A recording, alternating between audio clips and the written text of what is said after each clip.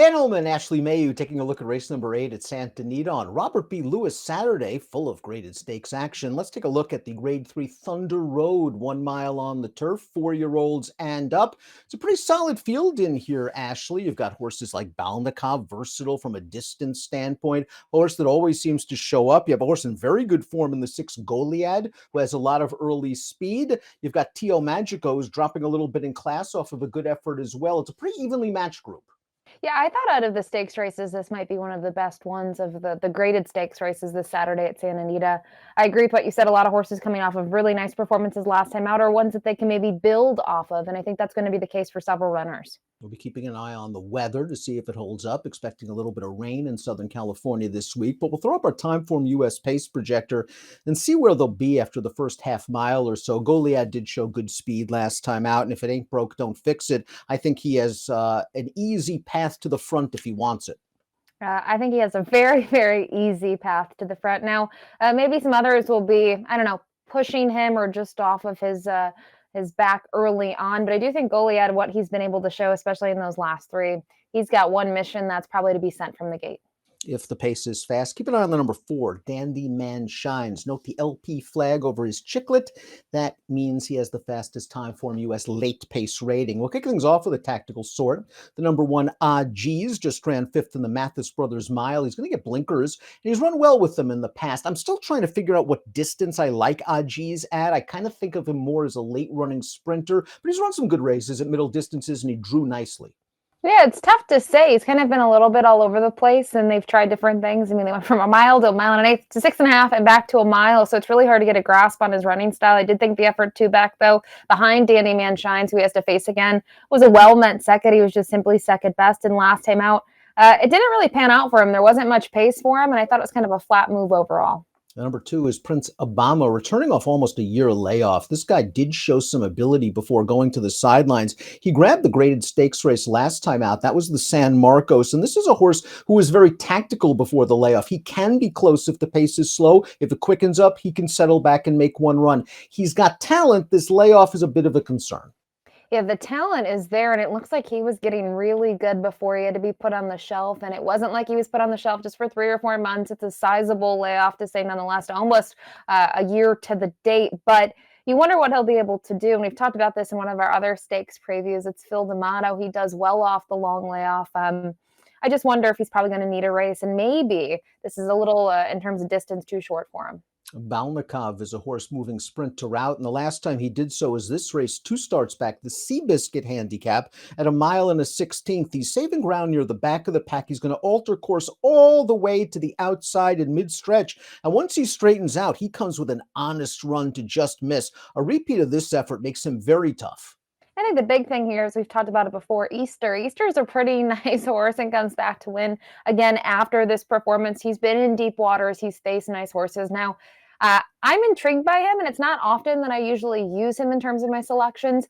My one knock, Santa Anita record is not good, but his record at the distance is quite good. And I've talked about some others in here. I'm not sure that this distance of a mile is going to be perfect for them, I should say, excuse me. But I like him stretching back out on distance. I think that's going to be key for him. I think he's a little bit dirtied up coming into this race because they cut him back in the Joe Hernandez last time out, and it was just a paceless race. They ran basically 1-2 all the way around, and Balkov just couldn't get into it from the back of the pack. This distance, as you mentioned, very good for him. Dandy Man Shines is up next. He just missed in the Mathis Brothers Mile. We're going to take a look at that race. He finished a good third in here, and it was another situation where he was at the back of the pack. He had to swing wide turning into the stretch, and he's just there at the wire to finish third, beaten 3/4 of a length. I think he's rounding back into his form in his third start off a short layoff. You know, obviously they thought the talent was there when they brought him over and they put him right into stakes races. And okay, guess what? You know, he needed a little bit to go going, but I like that he was able to break his maiden. And then he is actually against 3-year-olds and upward. He came back, he won off that bit of a freshening, and then they put him right in the grade 2. And I thought it was a decent effort. I mean, I think he can take another step forward, and he's a little bit of a horse that he's getting good at the right time. It's taken him a bit, and maybe they needed to figure him out, but I like the performance that we saw last time out. The light bulb seemed to go on for the 5 Tio Magico over the summer last year for trainer D'Amato, and he ran a good third last time out in the San Gabriel. That was a mile and an eighth race. He got right up close to the pace, made the lead, turning for home, and there's our old friend Easter, who was able to run him down in the stretch. It was a game performance. He cuts back to a mile with the tactical speed to sit a similar trip. Yeah, he's a horse that obviously, you look at his last two. He got tested for class last time out, and he held his own overall. We mentioned it. Easter is in there. He doesn't have to face Easter again. I don't mind him cutting back. I think the one concern is his record at the distance is not good, but I think his last race maybe suggests, okay, we can cut back a little bit in distance, and we know horses, they change over time what they prefer, and maybe he needs to go a tad shorter, and they've certainly changed things in those 2 mile and an eighth outings. They have had him forward. Goliad is going to be forward, according to our Timeform US pace projector, according to the way Goliad likes to run, and according to this race we're going to show you right now. Second level allowance over course and distance. Goliad went to the front. Kazushi Kimura allowed this guy to let his feet rattle up on the lead, and he's able to hold sway by a half length. If he gets loose again and they disrespect him by not going after him, he can make them pay. I think they need to go after him. Obviously, he is getting a little leg weary here and they're catching up to him, but Kazushi's a pretty aggressive rider. He knows this horse now after having that race under his belt, and he sent them, and it worked out when he sent this horse. There was no problems on the front end. I do think, though, when you look at the halftime 56, almost 56 flat, if someone presses him, you wonder if he can have that same performance. I have to think maybe he'll get a little tired, but we've seen this time and time again. There's a couple of horses we talked about. They get loose on the lead. I think about him. I think about Ruby Nell. They're gone. So that's kind of the danger with him. Time to party. The number sevens run well fresh in the past. He's going to come off a significant layoff in this race. We haven't seen him since the Del Mar summer meeting, but he hadn't been on a layoff for a long time. So maybe he just kind of needed a break. He is a bit tactical and should be fresh off the layoff. Whether he fits with this caliber of horse from a class standpoint, that's a different story. Yeah, it's tough to say. They've obviously tried to put him in stakes, and they've brought him back down in level of competition. They've put him back up, and now he's got a race off the bench. I mean, to me, you look at the races 2 and 4 starts back. Those are the ones that you're keen in on. Dan, you mentioned he does have some tactical early foot. I think the more impressive one was the April 8th race, because in terms of the pace, it was a little bit quicker than when he saw 2 starts back. I mean, they went slow. They basically walked the dog for the mile, and he wasn't able to get the job done. He actually had the lead late and surrendered. So I do think if there is a little bit of pace and maybe he can sit the trip, he can try to make one late run if he's close enough to it. But again, does he fit with this group? In my opinion, he hasn't shown enough so far to say that he does.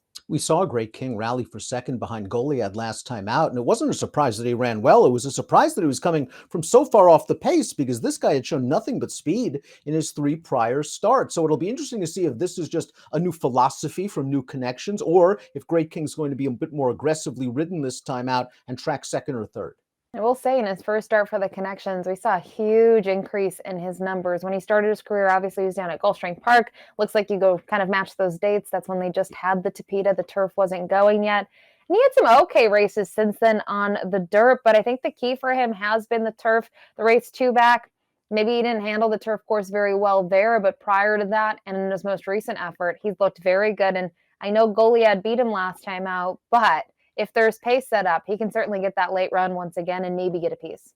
Well, let's take a look at our top selections for the Thunder Road. You're going with the honest Balkov, and if there's pace, he's going to be running. He looks so good 2 starts back in the Seabiscuit. He just had to lose ground in mid-stretch, and when he got straightened out, he ran. Last time out, to me, is just a complete and utter throwout. I said I don't necessarily usually gravitate towards him, but there's just something about the race 2 starts back that caught my eye. I love him stretching back out in distance. We talked about Phil D'Amato and the work that he does. I think he's sneaky in here, but he is going to have to kind of get over the hump at Santa Anita, because the turf course has not been his friend, but the distance has been.